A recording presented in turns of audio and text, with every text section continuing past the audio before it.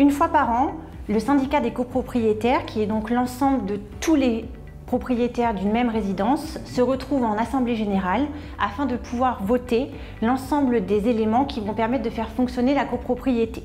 Ils vont donc voter les budgets de fonctionnement courant, les budgets de travaux, et ils vont également élire ce que l'on appelle le conseil syndical et le syndic. L'Assemblée générale va voter un certain nombre d'éléments, en particulier donc l'élection du conseil syndical.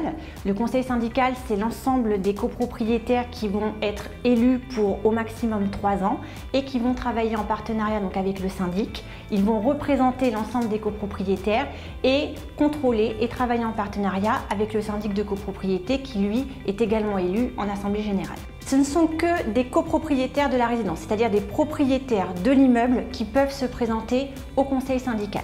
Ils vont pouvoir éventuellement de leur côté récolter des devis pour ensuite les soumettre et en discuter avec le syndic pour savoir quelle entreprise choisir. Ils vont contrôler les prestataires de ménage, de jardinage, pour confirmer ensuite au syndic que ce dernier peut bien payer les factures en fin de mois. Il va également veiller à ce que les gens respectent bien, j'allais vous dire, la vie en communauté au sein de la résidence.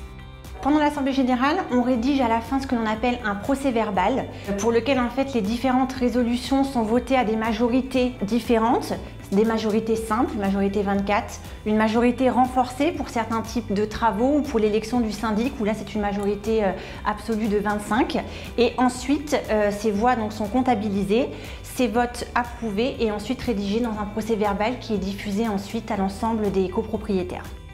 Un locataire peut assister à une assemblée générale à condition que son propriétaire lui ait donné un mandat lui permettant de le représenter. Sinon, le locataire ne peut pas assister à l'assemblée générale.